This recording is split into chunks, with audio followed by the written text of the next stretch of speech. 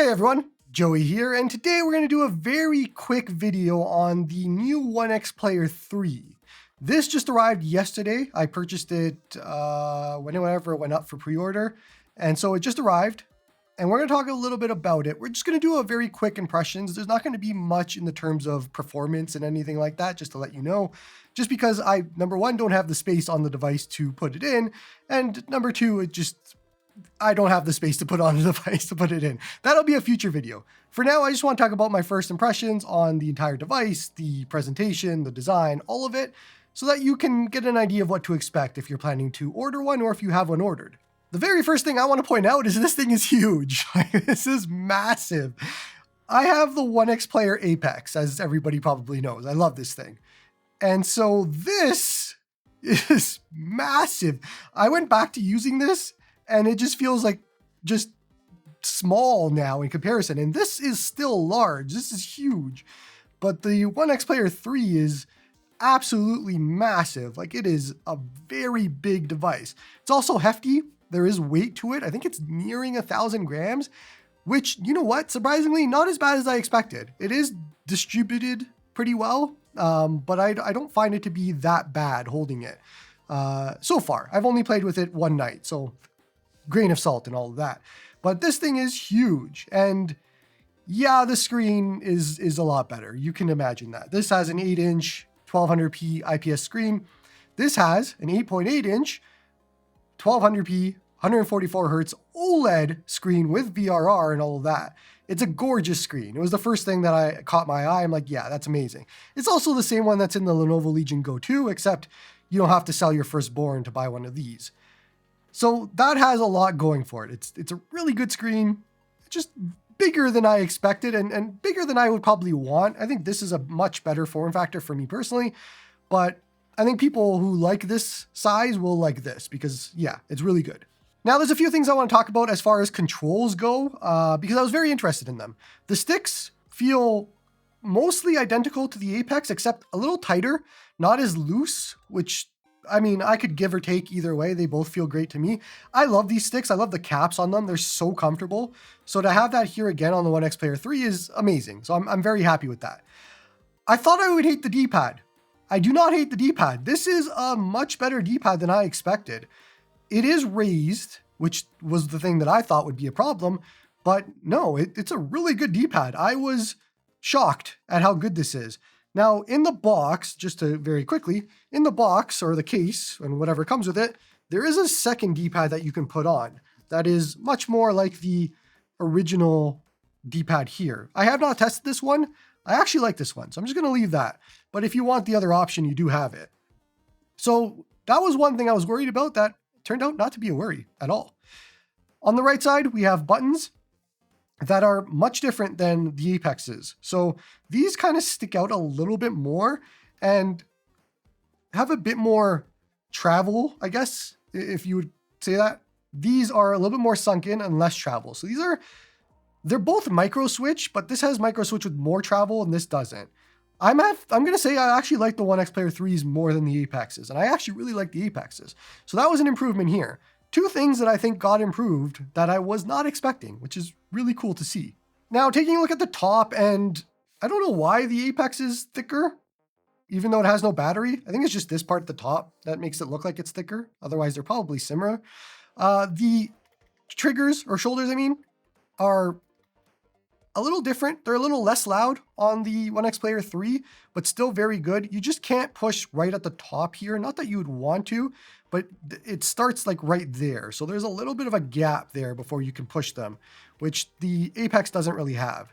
But otherwise, they're good. They're functional. The triggers are functionally about the same as far as I can tell. I haven't really noticed any difference at all between the two triggers. So they're about the same there. Now, differences here on the top.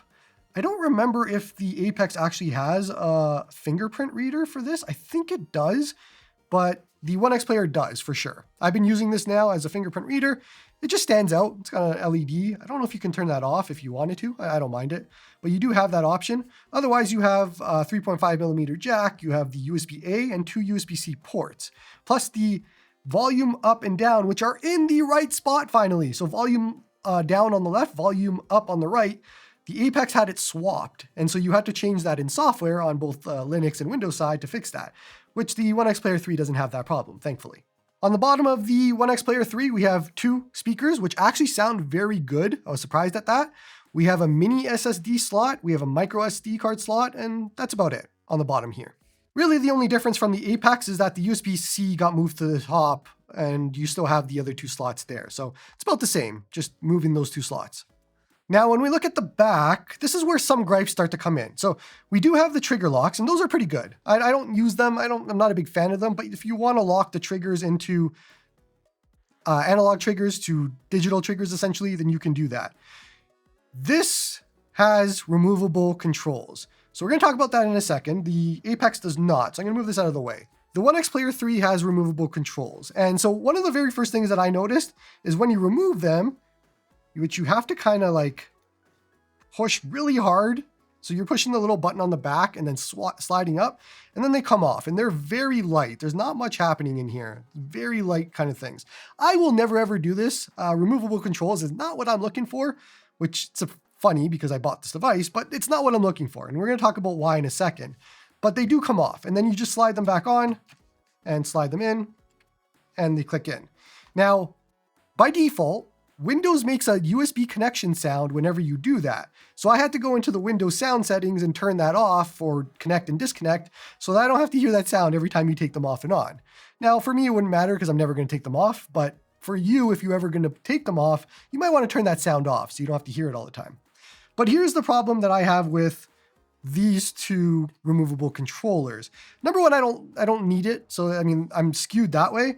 But number 2 is they don't line up properly. So on the left side, let me see if I can show you. On the left side, lined up perfectly. But this has a different problem we'll talk about in a second. On the right side, not lined up. That does get annoying because you can feel it as your palm is here or like moving around. So you can feel that little gap there, which you don't feel on the left side. And that is a little frustrating to spend $1,400 and to see that kind of thing. This was something that was apparently noted during reviews that they said they would fix for international, but it was not fixed, as you can tell. So it's a small issue, but it's one that I don't want to have to deal with. I tried tightening the screws and stuff to see if I could fix it, but I couldn't. The other problem I have is on the left side. So let me show you here. I'm going to hold it nice and sturdy. No issues at all. Besides my arm getting tired, but it's sturdy. On this side, when I do that, it's opening up. You can see it right there. Look at that. It's got a lot of movement. This has no movement at all on the right side. This side has whatever's going on. And I found that to be annoying because I'm playing games, right? And I'm just like, and it's just rocking back and forth. And that is a QC problem that should be fixed. Again, I did try tightening the screws and other things. You probably could put some tape or something inside of that, but I spent $1,400. I should not have to do that. So those are 2 issues that I have with removable controls that, frankly, if they just made a device like this without the removable controls, it would be a lot better, which would essentially just be this with a bigger screen. But that's not what they made, and I probably shouldn't talk about that anyways because, I mean, I bought this and I knew what I was getting. But my problems kind of all stem from the fact that this turns into a tablet. So let's talk about the next part here, which is the kickstand, which is probably the most useless kickstand I have ever seen in my life. So it has a kickstand like this, and it is super like not sturdy at all. You have to go all the way to the end to be able to use it properly. Otherwise, it's like you can move it at all. If you push it all the way at the end, it's fine. It'll do its job for the most part. But if you want to do anything else besides that, it's just wobble city, which, I mean, did nobody use this before shipping the device? Because that would have been the first thing you test out is how does that work? And it's an easy fix to fix those kickstands. So yeah, you can see where my gripes are. I want to do one more gripe because I do want to talk about what's good about this. I don't want this to be a whole gripe city. My other gripe is this keyboard is completely awful. So you can buy a external keyboard here that comes with this device because it does turn into a little tablet sort of thing. And so once you do put it into an actual thing, this whole setup is not my favorite at all. So, and you can magnetize, put it up and all of that, but I don't like actually using the typing. Like it's not very good. So I think it's about what you would expect for a device like this. I probably expected a little bit better, but not my favorite in the keyboards that you would use. And I'm going to be using this quite a bit. I'm traveling to Gamescom in a week, and this is going to be my whole setup for creating a video and all of that. So it'll be very interesting to see how this works with DaVinci Resolve, which I'm going to be doing all on this. But yeah, not my favorite here, and I was expecting better because I do need to use it like this. But what are you going to do? Let's see. Fingerprint reader works nicely. Oh, you can read comics on Xbox now. That's pretty cool. Otherwise, let's talk about the actual device now. So this has the new Intel G3 Extreme processor. I'm going to zoom right in. And very first thing I did was set up the Xbox full screen experience.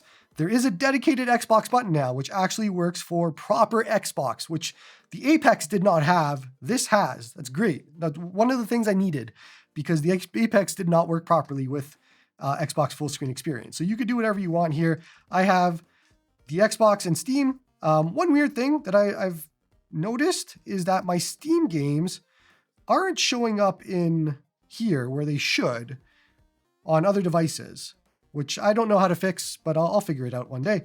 Otherwise, you can just go over to the Windows desktop, because again, this does come with Windows. There is no Linux or whatever. And so now you have full Windows to play with. This is Intel, so I had to install the Intel drivers. I had to update the OneXConsole, which let's take a look at now. They have their own software, which kind of like the Armory crate for Asus and all of that. I really like this. I've always liked OneXPlayer's software. I think they give you a lot of tools to work with. It's a little hard to find for a lot of people, but once you understand it, it makes sense. So a few things that I changed here. I'm always at the max performance. I don't want to deal with having to change the TDP ever. I'll let the games do that. I don't want to deal with that. I did do a custom fan mode, which I have not tested thoroughly, so don't copy me. I just basically push them all down so I don't have to hear the fan. I haven't played anything super demanding, so I don't know how bad that's going to be, but so don't copy me. But the fan was something I'm not a huge fan of right now. It was a little bit louder than I was expecting, but we'll see as I use it more how it goes. The display, again, is a 1200p display. We have the RGB, we have performance overlays. It does tell you to install hardware info and RTSS when you do that.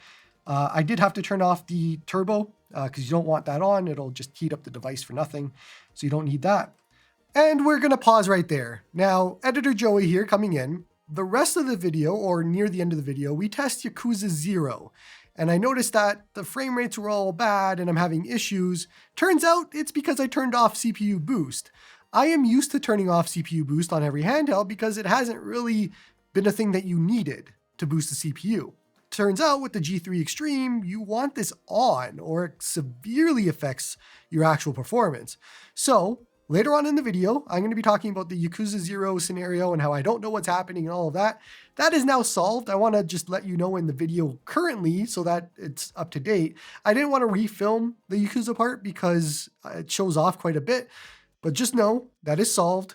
With CPU boost on, the fan now kicks on quite a bit, but also the frame rate and performance is where it should be. So just keep that in mind. Do not turn off CPU boost. I was wrong about that. I do love the game trainer. I haven't installed it yet, but it'll automatically detect any trainers for a game, and then you can do all of the cheat codes here. That is really cool. I've loved using that on my previous devices from OneXPlayer, which is awesome. They have a performance preset if you want to set TDPs and all of that, but again, I leave it at 35 watts, which we'll talk about because you can actually go to 40 watts. They have a handy kit, which has a whole bunch of different options like return to desktop and all of that, as well as different Windows modes. Not things that I exceptionally need, although I have been using return to desktop or a close current window recently when games got stuck.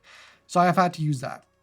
Otherwise, you do have some settings. I would suggest turning on auto boot if it's not already on, because you want this to boot up with the device in settings. That wasn't on by default, so I had to turn that on. And then the only other thing is they do have their own little front end, which is called which should pop up, which is called the OneXPlayer or OneXConsole, whatever it is.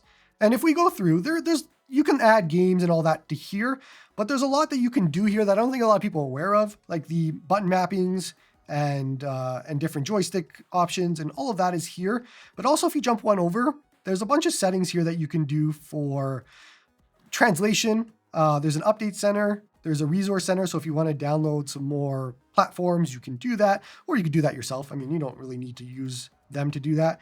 There's the performance presets that we talked about earlier, so you can set up all of that stuff here, as well as a gamepad check.